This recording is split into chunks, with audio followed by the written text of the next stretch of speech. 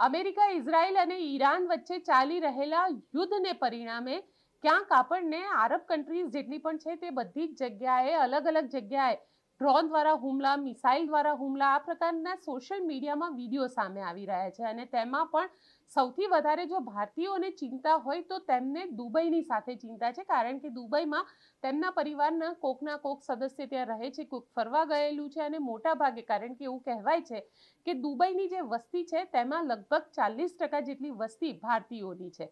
તેવામાં ચિંતા થવી પણ સ્વાભાવિક છે.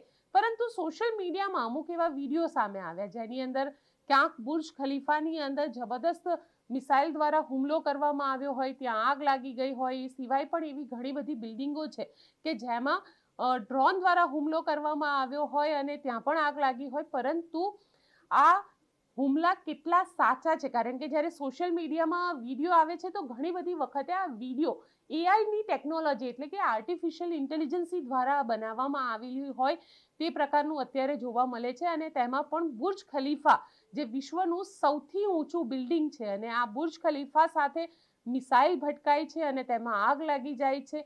આ બધા જ જે વિડીયો સામે આવી રહ્યા છે તે હવે ક્યાંક ને ક્યાંક સવાલ ઊભા ચોક્કસથી કરી રહ્યા છે કે ખરેખર આ યુદ્ધના સમયે લોકોને જુઠ્ઠાણું કેમ પીરસવામાં આવી રહ્યું છે. કારણ કે ક્યાંક ને ક્યાંક ઘણા બધા લોકોના રિલેટિવ્સ જે છે એ ત્યાં રહે છે અને તેમનામાં એક ચિંતા વ્યાપી જાય છે. તો આપને જણાવી દઈએ કે દુબઈની જે સ્થિતિ છે એ સ્થિતિ પ્રમાણે અત્યારે દુબઈની અંદર ઘણી શાંતિ છે. આજે ઘણા બધા લોકો એવા છે કે જે દુબઈથી પાછા આવ્યા છે અને દુબઈના પામ જુમેરા ઉપર હુમલાની જે તસવીર હોય તે તસવીર પણ સામે આવી. એટલે બિફોર આફ્ટરની આ જે તસવીરો છે તે પણ સામે આવી છે. કારણ કે પામ જુમેરા જે પહેલા એવું કહેવાય છે કે સેલિબ્રિટીઝ ત્યાં આગળ રહે છે અને દરિયાને પૂરીને એક આખું આઇલેન્ડ બનાવવામાં આવ્યું છે.